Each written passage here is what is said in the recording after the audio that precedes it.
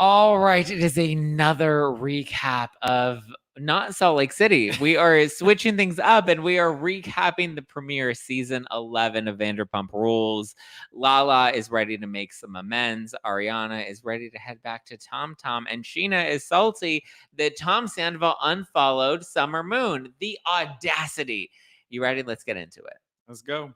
Oh, hi, it's me, Zack Peter, pop culture junkie, reality TV insider, published author, and host of the No Filter with Zack Peter podcast.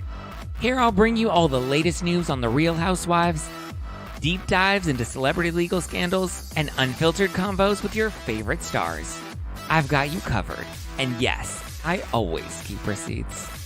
So be sure to hit that like button and subscribe for all the latest tea. Now, let's dive in. What up, everybody? Everybody in the club. Are you ready? We're back. It's Vanderpump Rules season 11. We are post-Scandival. Post-Scandival, but it's seeming to just bleed right on into season 11. Oh, you get the best tea. I always get the best tea, Jennifer. Hi, Christopher. Oh, Christopher was about to knock out, but he remembered. Oh, tonight was the night. Thank you for joining us, Christopher. I feel very underdressed today, but it's only because I just got a fresh spray tan and I have to sleep in it because I have a full day of promos tomorrow. I hope you're not using white sheets. No, I don't use white sheets. I have some nice tan sheets that will. It'll blend very well. Yeah, they'll get stained, but we'll work through it. We're all emotionally eating after the past few days. What happened the past few days to make you emotionally eat? What's going on, guys? That's what I want to know. I mean, Josh emotionally eats every day, but that's not emotion. That is weed. What does that say? Wait, hold on. Made the red beans and rice turned out tasty. However, I wasn't able to get the right sausage. Story of my life. I know. I'm sorry. The story of my life too. But I'm glad that your red beans turned out right. Yeah. I mean, I still don't know what they taste like. One day, Zach. I promise. One day. We'll see. I'm making gumbo on Friday. Oh. I'll make a lot of that, so I'll be sure to save you some. Okay, so let's dive into Vanderpump Land. We open up. Go. We have some new opening credits for the new season. We see something about her. We don't see Schwartz and Sandy's, though. Right. That was weird. Why would they not show Schwartz and Sandy's? Well, they did last season, but I think it was because Greg refused to allow them to film at Schwartz and Sandy's this season. So I don't think we're going to see Schwartz and Sandy's at all this season. Wow. Well, there you go. So they took them back to TomTom. We saw Ariana and Katie at Something About Her, but the interesting thing is Something About Her is still not open. I know. When is that opening? They don't have an opening date. Well, I mean, it makes sense, all the red tape and everything that you have to go through, but I mean, damn, I want a good sandwich. They're constantly having to pivot because West Hollywood keeps changing what the they keep changing I guess because in 2020 you were allowed, because of the pandemic, you were allowed to have outdoor seating, and then West Hollywood's nah, now we're changing that, so they had to restructure their entire outdoor seating because indoors the space is really small. So I think they were really banking on outdoor seating, but based off of the new regulations, they're struggling to get it open, and they were not getting the approvals that they needed. Yeah. Christopher just asked who Greg is. Greg is the business partner. You saw him a little bit last season when they were trying to get Schwartz and Sandy's open. They kind of had a contentious relationship, the Toms and Greg. So, which, by the way, I've been to Schwartz and Sandy's. I like it. The food is really good. They've got a lot of really cool items on the menu, especially the lobster corn dogs. So, I love going to support Schwartz and all the other people that work there. But, oh, shit, I got sidetracked. I don't remember the whole point of saying that. You love Schwartz and Sandy's. It's good food. I like good food, especially when I'm high. Okay, so we have the new opening credits. We're catching up with everybody. Oh wait, Sandoval. I remember what I was going to Okay, say. please continue. Sorry.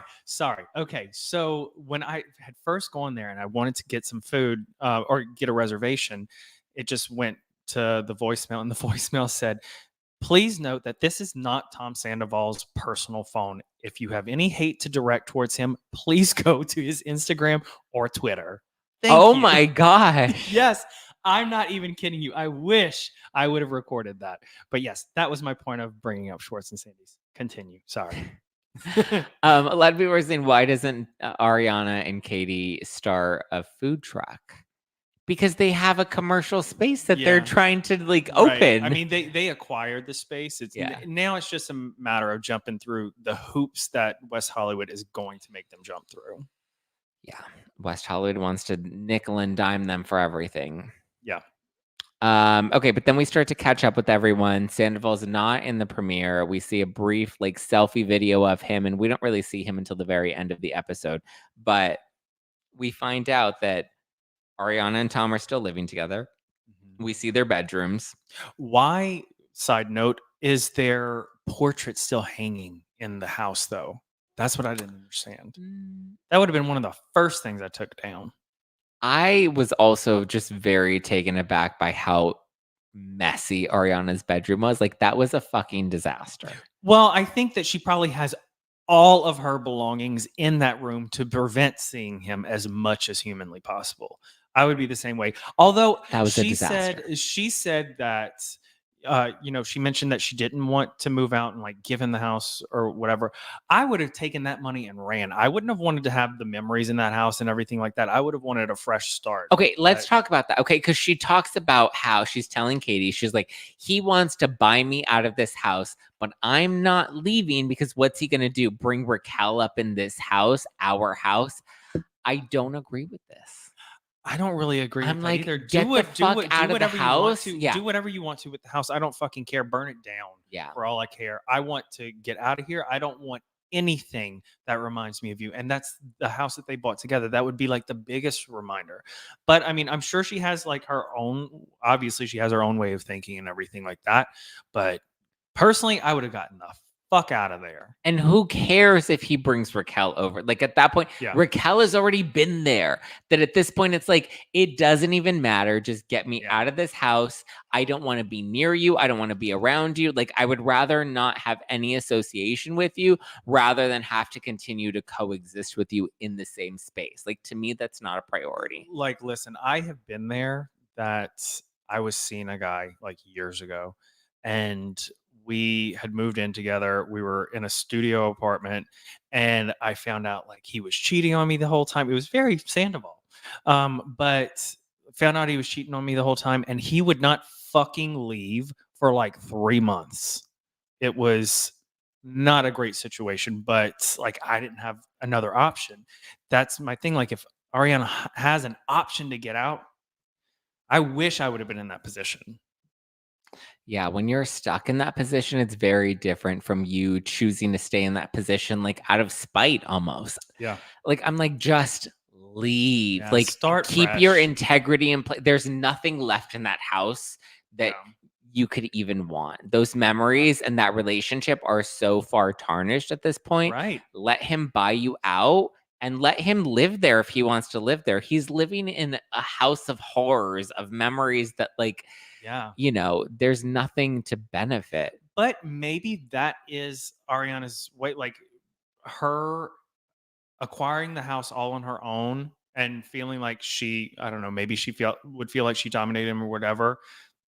And maybe she would feel like she cleansed the house of him. And I think differently. And obviously you think differently as well.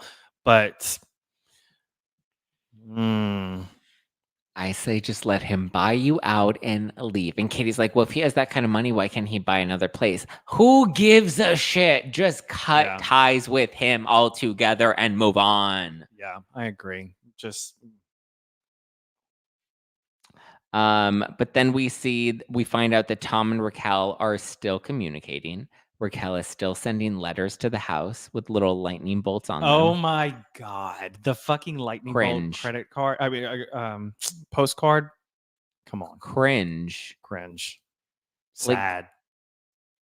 well, I mean, I'm also kind of like, not to be on Tom and Raquel's side, but like, if you're going to blow up your entire life for this relationship, then you should at least make it worth it, right? After what happened at the reunion and like the interview post reunion with her and saying that she That felt like was he was trying to That- manipulate her. okay, that's a Why good are you point. still communicating with him? That's a good point that I did not think about. Yeah. She literally blasted him in that interview, but yet is still writing him letters from her treatment center. Was it from the treatment center? Well, that's where she was at the time that this was being filmed, no? Was it? Yeah, I thought she was just in a treatment center no, I think she was only in the treatment center for like a month. No, she was there for like 3 months, no? I don't know. Tell us in the comments. She was there for a minute. This was literally 3 months after everything, not even half the amount of time as the affair. That's a good point. The affair was 7 months long. Well, then we get to see James. We see James's new house. And he moved in with Allie. That seems awfully quick. And I gotta say, I was not a fan of James in like the earlier seasons. He kind of got under my skin. I've really grown to really like James, and good for him on his sobriety and everything like that. I think that's wonderful. And I mean, he's California sober. For anybody that doesn't know what California sober is, although surely you all do know, that means that he just smokes weed.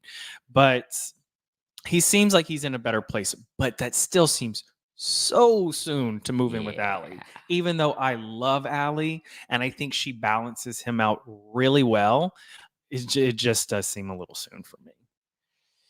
Yeah, especially with him being like, "This is our house. We've moved in together." Like he's very Is her much name on the. No, her name's not on the lease. Are you kidding me? It's Come the on. thought that counts.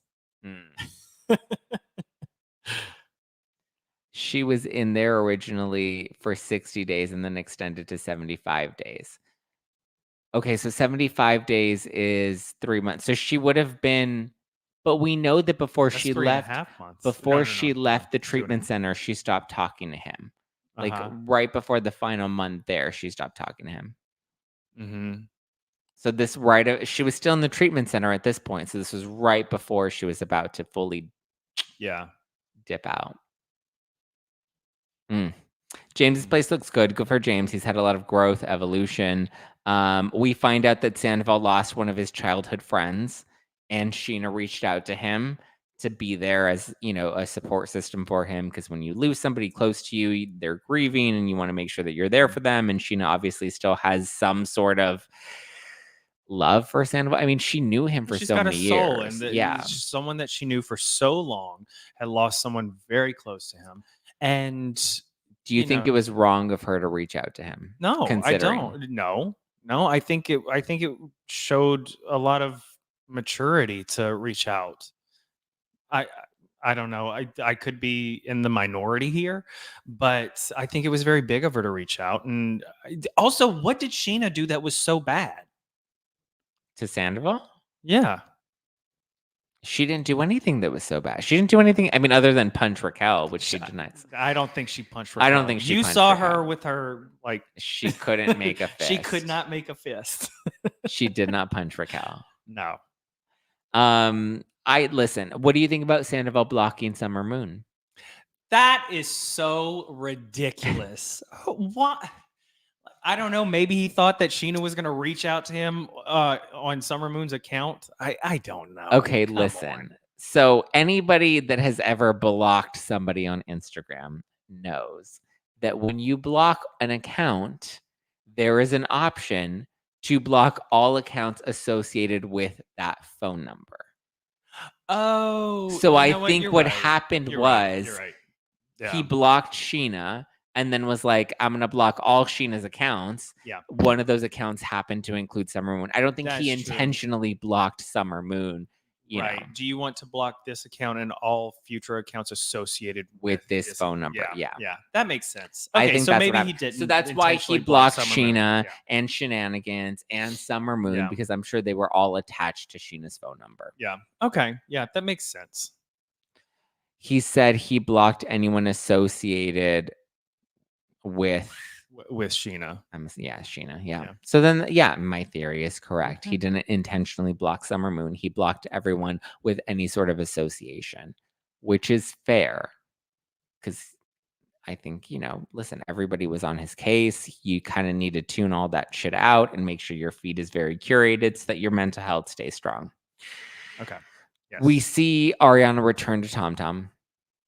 Very hard. The hard part is you see all the flashbacks of her and Katie arriving there for the first time, opening TomTom, and just also knowing that the last time she was at TomTom was the night she found out that Tom was having an affair with Raquel. Gut-wrenching. Yeah. Hard. Oh, God. Come on. And so I give Ariana a lot of kudos for showing up. Yeah. And sitting in the same seat and like facing that. I mean, listen, I think the best way to get over a trauma is to kind of face it head on. And so to go back to the scene of the crime, to sit in the same seat, you have to reshape the narrative, right? You have to put yourself back in those situations so that you can recreate new memories in that setting that is not going to continue to trigger you. Otherwise, you allow those experiences to control you. Which is probably what she's trying to do with the house. She needs to let the house go. She needs to just let the mouse go. Let the house go. Let Tom steal your goddamn house the same way Kyle stole Kim's goddamn house. Just let it be. Do what you got to do. Yeah, just move on, baby. You don't need it. She doesn't need it. She is so much better without it. There's nothing in that house that she can want. Get out of the valley. Yeah. But so we see Lala talking to Lisa. Lala has now forgiven, or she's trying to work on healing from her relationship with Randall, realizing she was a home wrecking whore, but she was just not really in like wanting to tune into that and like wanting to accept the reality of the circumstances because she wanted to believe what Randall was telling her, even though she was the mistress on the side. And now she's like, I was the home wrecking whore, and now I can empathize with Raquel. I don't think that she by any means forgives Raquel for what she did or anything like that. But I think that that shows a lot of growth for Lala. That she went in hardest, I think, on Raquel at the reunion, in my opinion. Listen, and I get it. I get why they went so hard on Raquel, and I get why they went so hard on Sandoval. I think, Lala never liked Raquel. I never liked Raquel. I always knew there was something off about Raquel, and I never liked her since her first season before she was even a full-time cast member. So I get Lala's position. It was interesting. Did you think it was hypocritical of Lala to be the first one to reach out to Raquel? Hypocritical? No. I don't think because some people are like, Lala's just doing this for a storyline, or Lala, her intentions. She was so evil to Raquel that how could she even think that it would be okay by reaching out to her? I'm sorry. I think that people. I mean, I've been in that position, and I'm sure you've been in the position too. That like you do things and you regret it afterwards, and that is all part of growth. You learn. Okay, maybe I was a little too much of an asshole. Don't think I was entirely wrong. What did you do? Huh? What you said? What did you do? We're not talking about me. We're talking about Lala. You brought that up. I think you opened that. What did you do that would put you in that same category as Raquel? I don't know. I've done stuff before. I can't think of anything right off the top of my head. I came in here to talk about Vanderpump Rules, not my personal life. You've never slept with your best friend's partner? Oh, no, I've never done that. My God, no. No, I'm just talking about how you misunderstood me. I'm talking about how hard and like evil Lala went in on Raquel, and then realizing that maybe she went too hard. Oh, yeah. No, God, no. I have time. never slept with any of my friends' boyfriends or exes or anything like that. I do that all the time. That is what separates us. No. Let me I go too hard sometimes where I just see red and I will go ruthless and toothless. I've never fucked any of my friends. No, I've never done that. I'm just saying I've gone too hard on people when I get caught up in the moment and I'm just like, you're a home wrecking whore. Right. And Yes. Right. you So know, we feel the same way. Like we've all been in that position that we have gone too hard on someone only to realize later, I was maybe a we're little too more chaotic. yeah. And I think Lala had this moment of like, I think we've both been caught up in situations that were way above our head, where we also had men that, convinced us. Narcissists. Yeah, that convinced us to, convinced us to believe their lies, even though they were very clearly lying to us, Yeah.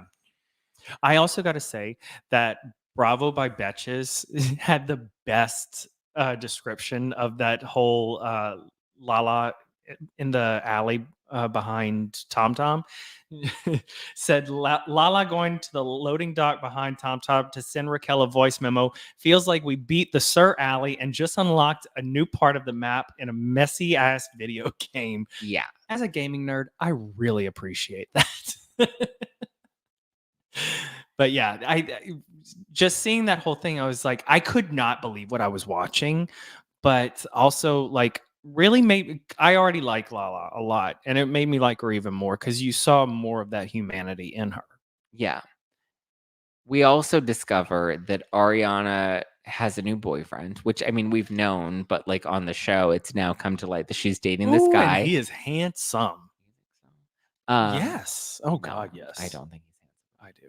But she literally started dating him 11 days after Scandival broke. I agree. Who was it? Sheena that said that this seems too soon and you have not had enough time to process that trauma, because that was trauma what Ariana went through. I mean, to be cheated on so publicly and in the worst way, I think that it was just like the quickest rebound ever. He's a very obvious rebound. Mm-hmm. I don't think he's got a great body, but I don't think he's that attractive. Oh, I think he's hot as. Really? Yes. You're into like Asian guys? I don't have a specific race that I go after. I go after men that I think are hot. What do you find attractive about this man? He's just got like a cute face. I don't think his face is cute at all. Well, we have two very different types. Clearly.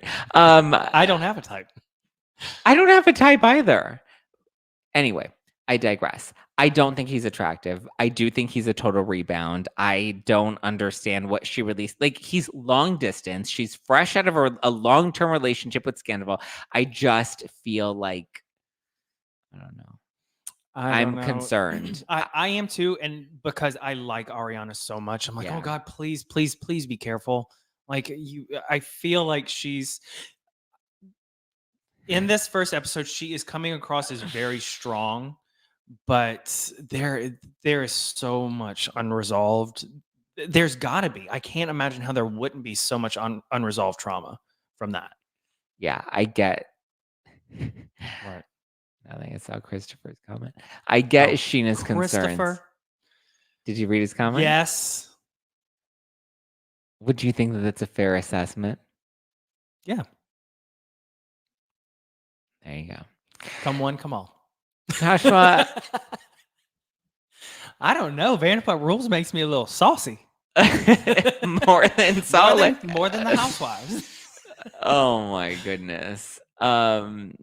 Yeah, I have major concerns. I get Lala's concern where she's talking. We see the scene of Lala talking to her mom, and she's just like, I see that Ariana's already in another relationship, and I'm immediately like, what is his motive? It was Lala that said that, yeah. I get that. Like, Sheena had her concerns that she expressed in the confessional, but like, I get Lala's concerns too of like, why is this guy immediately dating Ariana? Why is he so comfortable being public? Why is he so comfortable coming on the show? I mean, and that's the thing is like these people who are putting their lives out there, that's like a whole new level of bullshit. It's already difficult to date as it is, especially in LA. But Yeah. like they're on a whole other level that in a place where people are always looking to meet someone to get them ahead. Yeah. No pun intended. No, it's true. This is a very everyone's trying to see what they can gain from somebody else. Mhm. And I feel like it's natural to question his motives. He's already on the show. He's been very public with Ariana. Mhm. I don't want this to end badly for her, Are but they I still do have seeing each concern. other? Yeah, they're still together. Okay. Well, I mean, we'll see how it plays out. I surely we'll see him on the show. I don't think they're going to go the distance. Like There's no way they can. Like this relationship I just don't know. developed too fast. I'm being cautiously optimistic just because I like her so much that I feel like she deserves someone that's going to treat her well, but I mean, I'm hesitant about anybody dating in LA. So, Welcome to the scene. We see Lala call Raquel, or she leaves her a voice note. yeah. Thoughts? Does this make her wishy-washy? Does this make her a hypocrite? No, because I don't think so. And listen, hindsight will be 2020 with like down the line if we do see them talk in person and come back together and then Lala flips, then yes, I would consider her wishy-washy. I feel like Lala grew and was just trying to be a good human. I think so too. I don't think her motives were like, I don't think that there was anything self-serving. I think she was just like, listen, everybody hates this fucking chick. If I can be somebody that can help her reintegrate back into this world, I Mhm. know what it's like to be positioned as the home wrecking whore. I know what that's like to carry. Mhm. But it's interesting because when we see Lala bring this information to Ariana, Katie's very clear that like the circumstances are different. Like Lala was young and Randall was someone, Mhm. impressionable. This was very different with Tom and Raquel having a 7-month affair behind Ariana's back and concealing this from everybody. Like it's a very, very different. I don't know. I feel like Raquel was a little impressionable too. I mean, listen, what she did was completely different. Insane. Not completely different, but like very Insane. different. Yeah. I mean, you went after your best friend's boyfriend. Knowingly. And like we're to That's totally Ariana's different. face Mhm. lying to her, asking her about I her do feel relationship. like she was manipulated though. I mean, but come on. She's an almost 30-year-old woman. Like Yeah. I mean, I you're don't not that disagree. impressionable.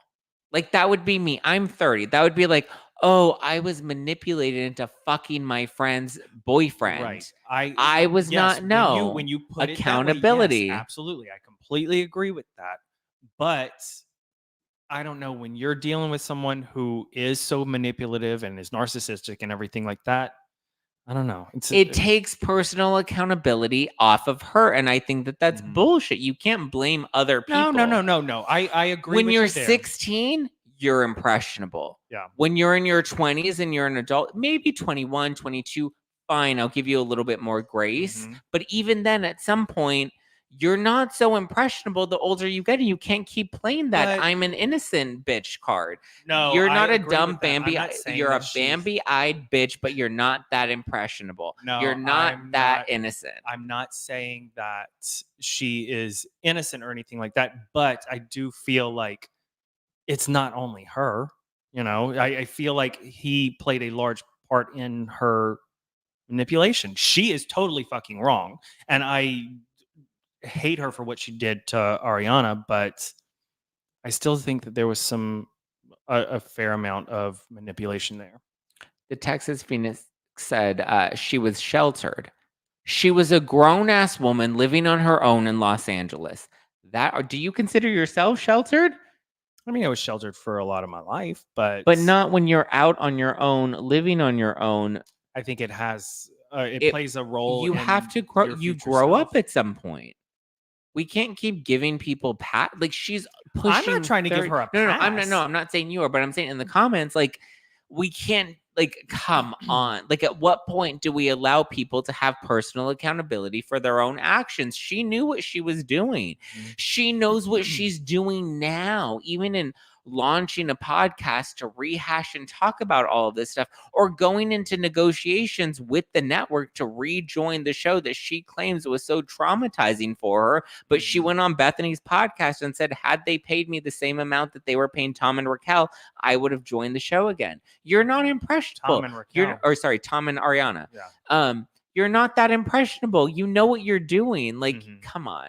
And this whole, no, don't even pull the bullshit if she's on the spectrum. My brother is on the autism spectrum, so I have very little tolerance for people that want to excuse bullshit like what Raquel is doing. Listen, you can be a little socially awkward. You can have some sort of, you could have grown up sheltered. Don't dilute. I will not tolerate anybody that dilutes any. Listen, I know what my brother has experienced. He's now 21 years old. He is a grown man. He has come a long way. Do not in any way associate somebody like Raquel, who is a grown woman, has full autonomy over the decisions that she makes and the life that she is living. Don't fucking associate that bullshit with somebody like my brother who is diagnosed and on the fucking spectrum, because I see that shit about Raquel go on a lot on the internet. That's speculation and that's conjecture. That's never been confirmed. And Raquel has never said she's been diagnosed with anything. Do not do that. That is one thing I will not have any tolerance for.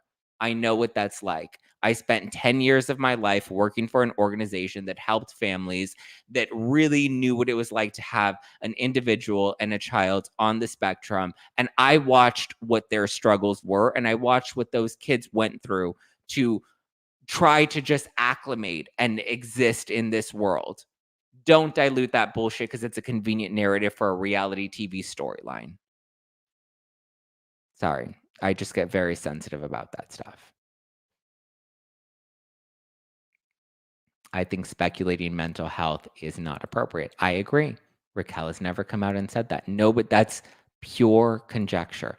I love your old school mentality, Zach. We need more young people like you. I don't know my old school mentality. What, personal accountability? I don't think that that's old school. It was an analogy. Well, it was a fucked up analogy. And I won't tolerate it. Sorry. No, actually, I'm not sorry.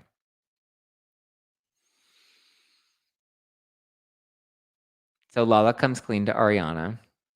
Ariana seems a little bothered by it. Katie seems to think that the circumstances are very different. Wait. Say that again. Lala comes clean to Ariana that she reached out to Raquel. And Lala seems bothered by it? Katie seemed bothered by it. Katie didn't seem bothered by it. Katie was eating those fries like she was getting the best of her life. Yes, but she was saying that these circumstances are very different. Yeah. Well, but you know what? And I actually made a note about that. When... God, I had more notes than I thought. Anyways, well, when Ariana was, I feel like Ariana heard what Lala had to say. She absorbed it. She may not have been in love with the idea that she talked to Raquel, but she heard it and moved on. She wasn't bothered by it, which good for her. I think she was bothered by it. And she kind of says it in her confessional where she's just like, oh, wait, when Lala's like, let me play the devil's advocate, and Ariana's like, the devil doesn't need any more advocates. And Ariana makes a really good point about how when Lala was going through her shit with Randall, she cut off anybody that had any association to Randall. Understandably.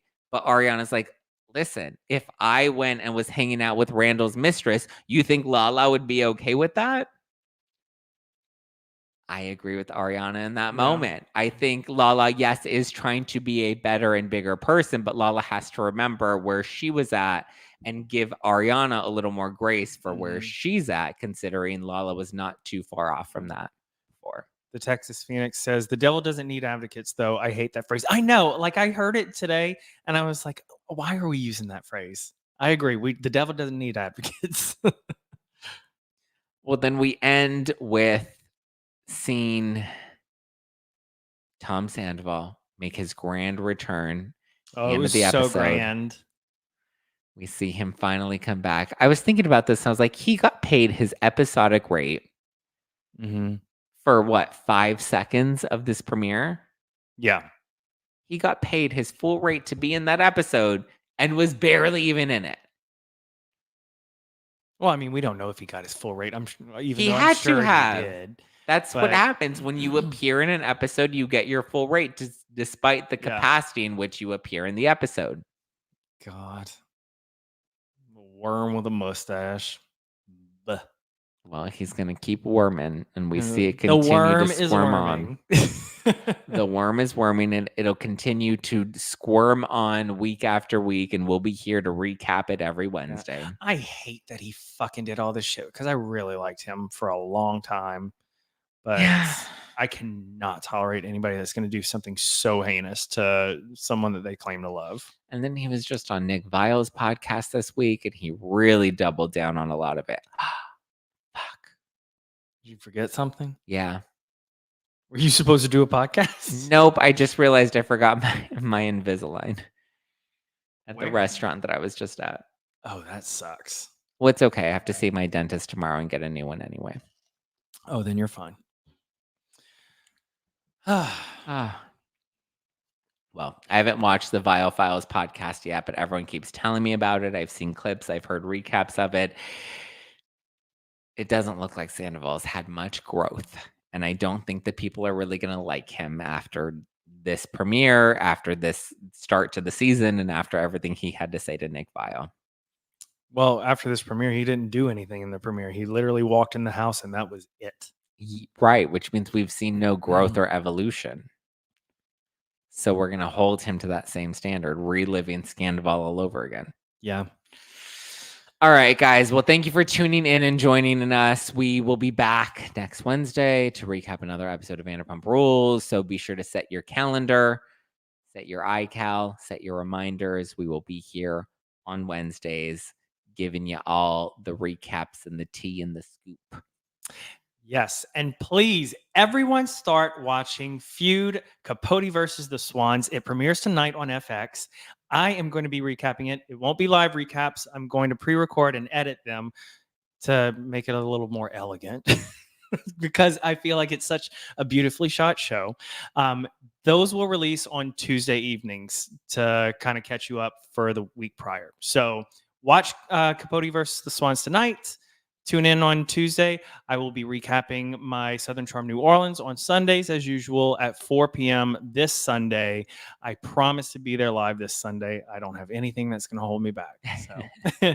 And please follow me on Instagram at Josh from Louisiana. And my YouTube is youtube.com/@JoshFromLouisiana. Yes, go subscribe, like his videos, leave a comment if you like the comment or if you like the content, because all of that is good engagement and it supports us creators. So go and show Josh some love, guys. Please get ready. He will. Wait, I have to tell you something that I did not realize because Dolly Girl 413 just popped up. I learned today that Dolly Parton was one of the producers of Buffy the Vampire Slayer. Oh. Which I just started rewatching. Someone told me that today. I thought they were lying. Nope. Dolly Parton was a producer of Buffy the Vampire Slayer. Speaking of, they are talking about a reboot of Buffy the Vampire Slayer. Without Sarah Michelle Gellar, though, right? It's like a total reimagining of it without like trying to replace original characters. So sorry, just had to throw that out there. Can't beat the original. Okay. Well, that's all I got to say. All right, guys. We'll see you next week. Be sure to catch Josh's live stream this Sunday on his YouTube channel. Yes, please. All right, guys. We will talk to you later. Bye. Bye.